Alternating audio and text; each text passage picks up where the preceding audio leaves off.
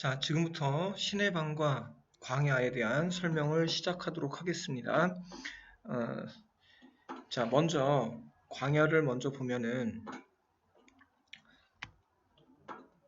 자,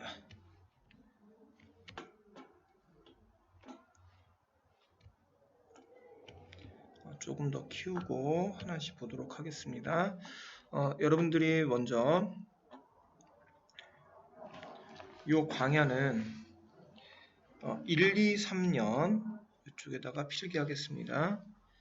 자, 1, 2, 3년을 보면 1년, 2년, 3년이 까마득한 날에 그래가지고 1, 2, 3년이 과거, 그 다음에 4년이 지금 눈 내리고 해서 현재, 그 다음에 5년이 다시 천고의 뒤에 그래서 미래. 자, 이렇게 시간 순서에 의한 내용 전개가 두드러진 작품입니다. 자, 요 글은 이런 시간 순서에 의한 내용 전개 요거를 뭐라고 하느냐면 조금 어려운 말로 추보식 구성이라는 말을 써요. 자, 그래서 먼저 여기 쭉 나와 있는 것들 중에서 첫 번째 요걸 좀 생각해 주고, 그 다음에 두 번째 작가가 이육사.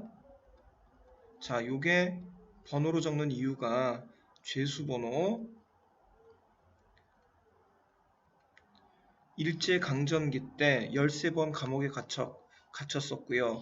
그게 독립운동을 하는 것이었기 때문에 이 작품 역시도 독립운동의 한 방향으로서 독립운동의 한 방향에서 확인해 봐야 된다는 게 포인트가 됩니다. 그래서 전체적으로 보면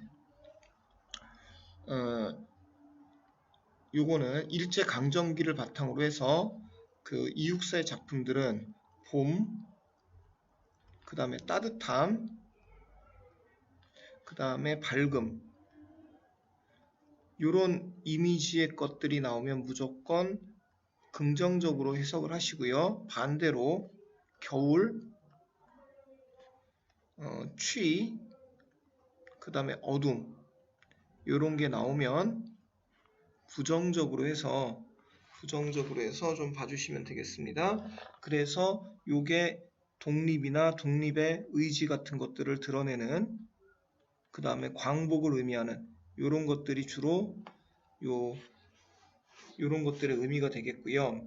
그 다음에 요게 일제로 인한 시련, 고난을 의미한다라는 걸 좀 생각하고 전체를 좀 정리해 줘야 된다라는 걸 좀 생각해 주시기 바랍니다. 자, 먼저 하나씩 먼저 보도록 하면,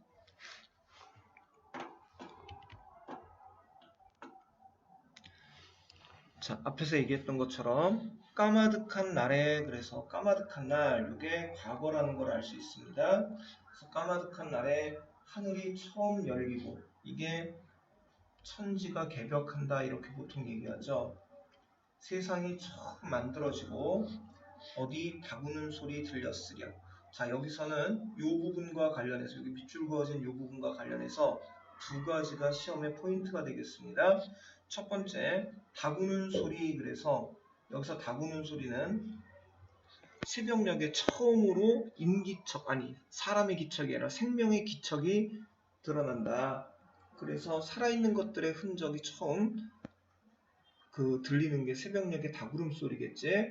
근데 여기선 들렸으랴, 물음표가 생략된 형태의 서리법이 쓰여서 다구는 소리가 들리지 않았다. 즉 세상이 만들어졌을 때 아무것도 없었다, 이런 의미가 되겠습니다. 세상이 만들어졌을 때 아무것도 없었다. 그래서 요거는 광야에 아무것도 없었다라는 원시성과 관련되고요. 그 다음에 이 닭이 생명체 전체를 얘기하는 거여서 요거를 대유법이라고 합니다. 닭이라고 하는 일부분으로 생명 전체를 의미하는 일부분으로 전체를 표현하는 이런 방식을 대유법, 그리고 뻔한 질문 형태를 통해 가지고 의미를 강조하는 서리법이 사용이 됐습니다. 자, 그 다음에 모든 산맥들이 바다를 연모에 휘달린다 해서 바다를 연모한다, 사랑한다 하니까 의인법, 산맥을 사람처럼 표현을 하고 있고요. 그 다음에 휘달린다 그래가지고 달린다 해서 움직임이 느껴져서 이걸 동적인 게 많이 드러나는 곳에서 이 부분을 동적이다 이렇게 얘기합니다.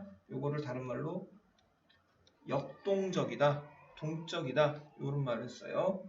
자, 그 산맥들조차도 이곳을 차마 범하진 못했을 것이다. 이곳을 함부로 하진 못했을 것이다. 그래서 그걸 뭐라고 하느냐면 신성성, 함부로 하지 못하는 것, 신성한 곳이다. 그리고 절대성, 이렇게 얘기를 합니다. 자, 그 다음에 끊임없는 광음을, 빛과 그림자야, 빛과 그림자. 하루에 있어서 밝고 어두움이 계속 반복되는 것. 그 다음에 부지런한 계절이 사계절이 그렇게 반복되는 것. 해서 이 부분이 전체적으로는 시간의 의미입니다. 그것을 피고 진다 해서 이게 꽃의 비유가 된 거야. 그래서 이 부분에서 중요한 건 시간이라고 하는 눈에 보이지 않는 추상적인 개념을 꽃이라고 하는 구체적 대상에 빗대어서 표현을 한다라는 겁니다. 이것을 추상적 대상을 구체화했다. 혹은 시각화했다 해서 문제에서 자주 출제되고 요거와 비슷한 표현들을 찾는 문제들을 제법 많이 내고 있다는 거 좀 생각해 주시기 바랍니다. 자, 그 다음에 큰 강물이라는 게 이제 문명의 시작해서 자, 요게 문명의 시작, 문명의 태동, 큰 강물이 비로소 길을 열었다. 그래서 여기까지가 과거가 되는데 아무것도 없었던 원시적이었던 곳이고 광야는 그 다음에 신성하고 절대적인 공간으로서 우리 민족들이 처음 살기 시작하면서 문명이 시작됐다 정도의 내용입니다. 자, 그 다음 지금 현재 상황. 자, 264에서 지금, 그러니까 이게 지금 일제 상황이 되겠지. 지금 눈 내리고, 그러니까 일제. 매화향기 홀로 가득하니. 자, 매화향기 홀로 가득하니. 독립의 의지, 광복의 의지. 내 여기 가난한 노래의 씨를 뿌려라. 중요한 건 요 씨라는 겁니다. 노래 씨를 뿌린다라는 건 내가 노래를 부르는 것이 아니라 다른 사람이 부를 수 있도록 내가 씨앗을 뿌려놓겠다라는 의미야. 더군다나 명령형 어조를 통해서 명령형 순결 요걸 통해서 강한 의지를 표현하고 있다는 게 특징입니다. 그래서 노래의 씨를 뿌려라. 즉 내가 여기다가 이렇게 그 독립의 가능성 이런 것들을 열어놓으면 이렇게 독립을 위해서 이렇게 애쓰면 그러면 나중에 백마를 타고 오는 초인이 있어서 이 노래를 부르게 하겠다라고 얘기합니다. 즉 지금 내가 이 노래를 부르는 게 아니라 내가 그 광복이 될 수 있도록 온 힘을 다하면 나중에 후손들이 우리의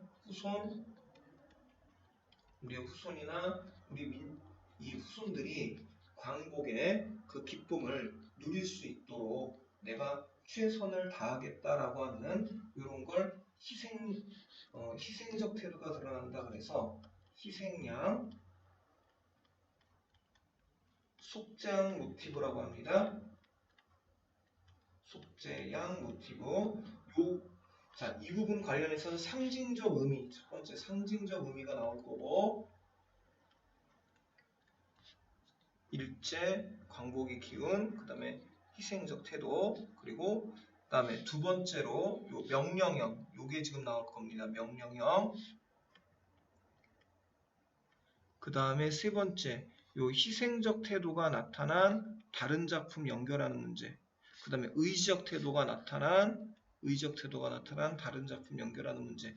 이런 것들이 나올 수 있으니까 문제들 다루면서 정리를 잘 할 수 있도록 하겠습니다. 자, 그 다음에 천고의 뒤에 미래에 이 백마를 타고 오는 초인이 있어서 이 광야에서 목놓아 불기하겠다. 그래서 여기서 광야는 우리 민족의 삶의 터전이자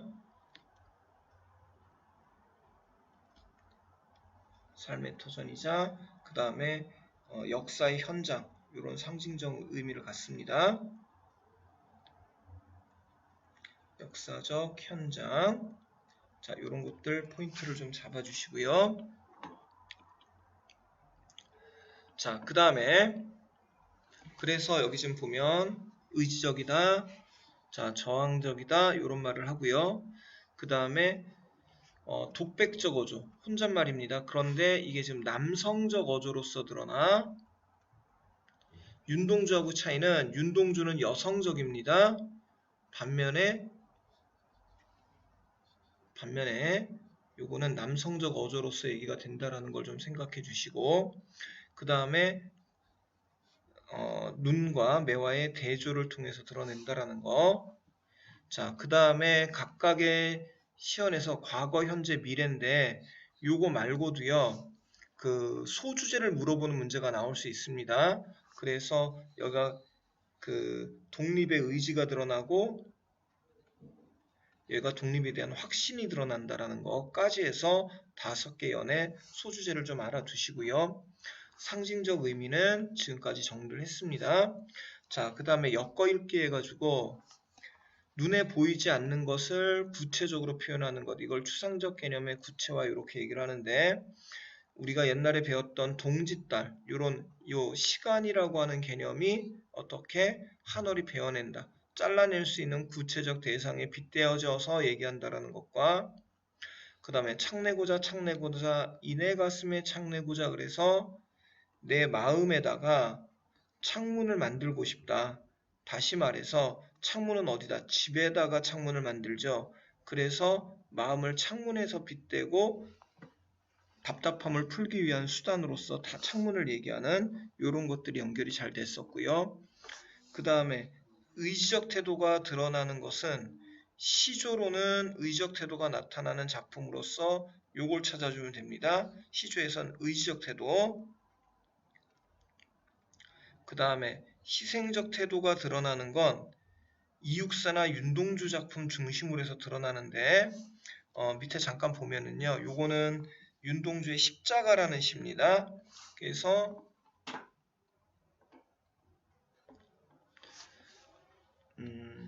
자, 괴로웠던 사나이 행복한 예수처럼 십자가가 허락된다면 여기 어두워가는 하늘 밑에 저 일제라고 하는 저 시대에 대해서 내가 조용히 피를 흘리겠다. 자, 요게 지금 희생적 태도고요.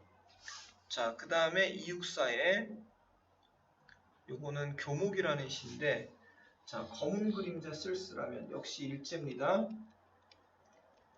일제. 호수 속 깊이 거꾸로져 차라리 물속에 뛰어들어서 바람도 흔들지 못하도록 나는 물속에 뛰어들겠다. 이런 데서 희생 내지는 의지적 태도가 강하게 드러나고요. 자, 그 다음에 우린 옛날에 했던 윤동주의 쉽게 쓰여진 시야. 그래서 여기 등불을 밝혀 독립의 의지입니다. 어둠, 일제의 어떤 이런 것들을 조금 내몰고 시대처럼 올 아침, 광복을 위해서 나는 그것을 기다리는 최후의 나다. 그래서 이런 부분에서 그 희생적 태도가 드러나고요. 나라를 위해서 헌신하겠다라는 희생적 태도가 드러나고요. 자, 그 다음에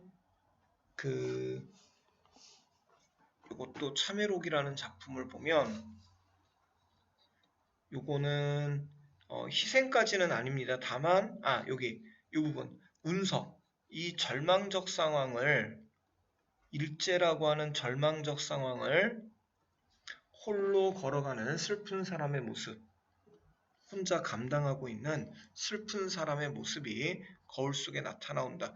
자, 이런 식으로 표시되는 희생적 태도가 드러나는 작품들이 나올 수 있다는 거 생각해 주시기 바랍니다. 자, 그 다음에 두 번째 작품으로 신의 방에 대한 정리를 하겠습니다. 자, 신의 방은요, 요게 그 생명의 순환이라고 하는 것, 그리고 이것을 제주도의 통시라고 하는 이런 재래식 화장실과 관련해서 지금 표현하고 있다는 게 특징인데요. 전체적으로는 요거는 산문시입니다. 산문처럼 행이나 연의 구분이 없는 산문시야.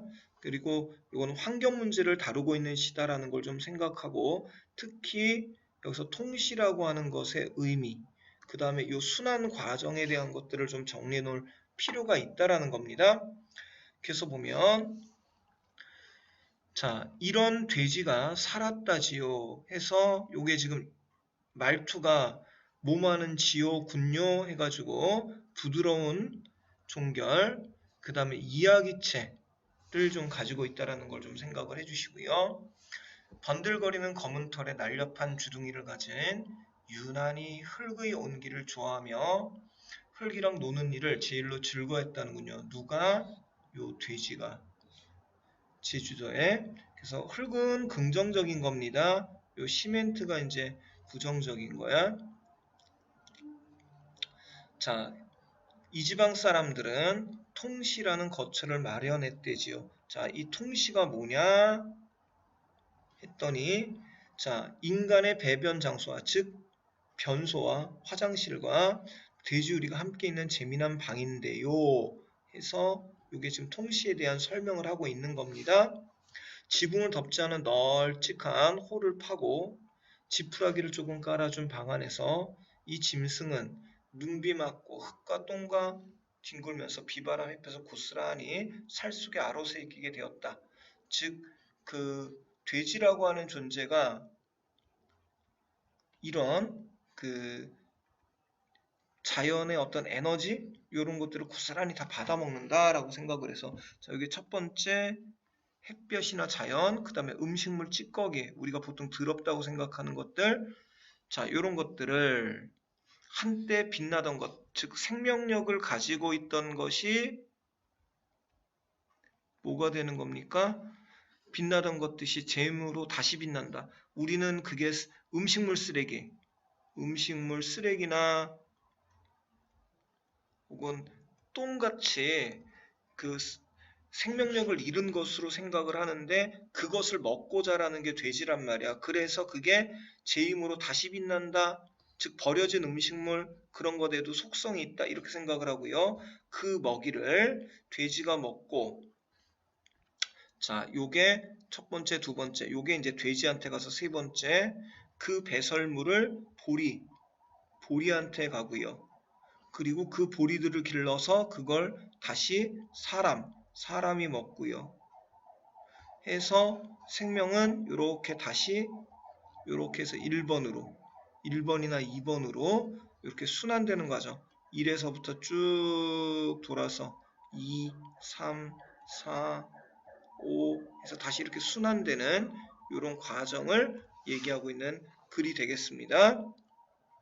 똥이었다는 것은 생명은 생명에게 공양되는 것. 공양이라는 건 그 다른 생명에게 먹이가 된다, 식사가 된다. 이건 이제 불교에서 식사라는 의미거든요.